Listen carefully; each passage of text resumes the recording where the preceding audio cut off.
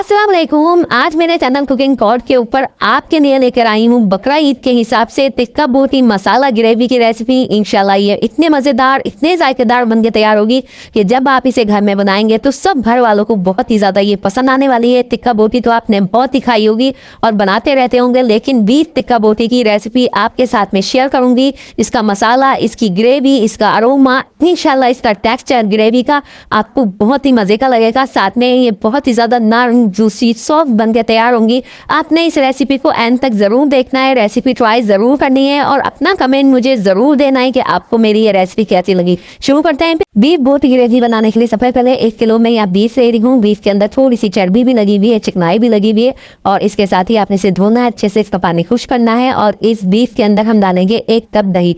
दही को अच्छे से फेंट लीजिए। दही को फेंटने के बाद आपने इस बीफ बोटी के अंदर शामिल करना है दही को। दही के शामिल करने के बाद हम शामिल करेंगे 2 खाने के चम्मच भर के अदरक लहसुन का पेस्ट। अदरक लहसुन का पेस्ट शामिल करने के बाद मैं इसमें 1 चाय का चम्मच नमक शामिल करूंगी। नमक अपने टेस्ट के हिसाब से आप एडजस्ट कर सकते हैं। इसके साथ ही 1 खाने का चम्मच जो है लाल मिर्च का पाउडर शामिल करूंगी। 1 खाने का चम्मच जो है धनिया पाउडर शामिल करूंगी और इसके साथ ही इसमें गरम मसाला पाउडर शामिल करेंगे तकरीबन 1 चाय का चम्मच। 1 चाय का चम्मच गरम मसाला पाउडर शामिल करने के बाद यहाँ मैं शामिल करूंगी इस रेसिपी के अंदर मैं पैकेट का मसाला भी इस्तेमाल करूंगी। बीफ टिक्का बोटी मसाला ले लीजिए 1 चाय का चम्मच और हाफ टी स्पून इसमें जायफल जावित्री का पाउडर भी मैं शामिल करूंगी और 1 खाने का चम्मच जो है आप सफेद सिरका शामिल कर दीजिए या फिर लेमन जूस शामिल कर दीजिए। लेमन जूस या सफेद सिरका जो है ना, इसको अच्छे से जो हम मीट को टेंडर करेगा, इसलिए मैंने इसमें सफेद सिरका डाला है कि सिरके में ज़्यादा ताकत होती है बीफ को टेंडर करने की। तो आपने तमाम मसाले अच्छे से बीफ में लगाने हैं और इसके बाद 2 घंटे के लिए आपने ये गोश्त को मैरिनेट करने के लिए रख देना है। 2 घंटे के बाद आपने एक देगची लेनी है, उसमें 1 कप आपने तेल डालना है। तेल डालने के बाद आपने इसमें 1 कप चॉप प्याज डालनी है, यानी 2 मीडियम साइज की प्याज को बारीक काट के आप इसके अंदर शामिल कर दीजिए। प्याज को हल्का सा फ्राई कीजिएगा, बहुत ज़्यादा गोल्डन ब्राउन करेंगे प्याज को तो फिर आपकी जो डिश का कलर है ना, बीफ का कलर, वो काला हो जाएगा। इसलिए हल्के हल्का से जब प्याज लाइट से किनारे ब्राउन होने शुरू होंगे उस वक्त आपने इसके अंदर ये मसाले लगी बोटियों को शामिल कर देना है। अब मसाला लगी बोटियों को शामिल करने के बाद आपने थोड़ा सा इसको फ्राई करना है तेल के साथ। जब बीफ आपका पानी छोड़ना शुरू कर देगा फ्राइंग के बाद, थोड़ी देर में ही बीफ जो है पानी छोड़ देगा, तो उस वक्त आपने इसके अंदर बाकी पानी डालकर तकरीबन 2 गिलास पानी डालकर आपने बीफ को गलाने के लिए रख देना है। बीफ ऑलरेडी 2 घंटे में थोड़ा सा टेंडर हो चुका होगा और जब आप इसे पानी डालकर गलाएंगी तो ये जो है ना मुकम्मल तौर पर सॉफ्ट हो जाएगा। आपने फ्लेम को मीडियम रखना है, बहुत तेज फ्लेम पर भी कुकिंग नहीं करनी, बहुत स्लो फ्लेम पे भी नहीं करनी, वरना आपका बीफ हार्ड हो जाएगा। आपने जो है ना मीडियम फ्लेम के ऊपर इसको कवर करके तकरीबन 45 से 1 घंटे तक, 45 मिनट से 1 घंटे तक आपने इसको कुक करना है।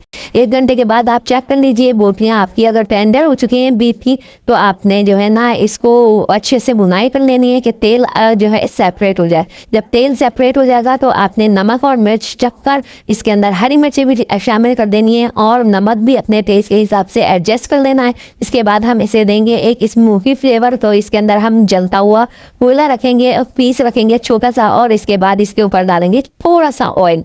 थोड़ा सा ऑयल डालने के बाद इसको कवर कर दीजिए तकरीबन 2 से 3 मिनट के लिए। इसको जो है फूल के अंदर रख दीजिए और इसके बाद जो है कोल को डिस्कार्ड कर दीजिए। बस इसके अंदर तंदूरी फ्लेवर की महक आ चुकी है। यकीन करें इतनी लाजवाब, इतनी स्पेशल रेसिपी है कि मैं बता नहीं सकती। अगर आपके पास बीफ टिक्का बोटी मसाला अवेलेबल नहीं है तो आप उसको डिस्कार्ड भी कर सकते हैं और बीफ टिक्का बोटी मसाले के अलावा किसी भी कबाब का मसाला भी आप इसके अंदर शामिल कर सकते हैं, जैसे कि चिकन बिहारी कबाब का मसाला जो है वो शामिल कर सकते हैं, तो भी फ्लेवर बहुत ज़बरदस्त और शानदार निकल के आता है। तो बकरा ईद के मौके पर ऐसी शानदार सी ग्रेवी आपने ज़रूर ट्राई करनी है और इसको बिल्कुल भी साइड पे नहीं रखना। नो फेल रेसिपी है। इंशाल्लाह ये रेसिपी आपको ज़रूर पसंद आने वाली है। रेसिपी पसंद आए तो कमेंट में ज़रूर बताइएगा।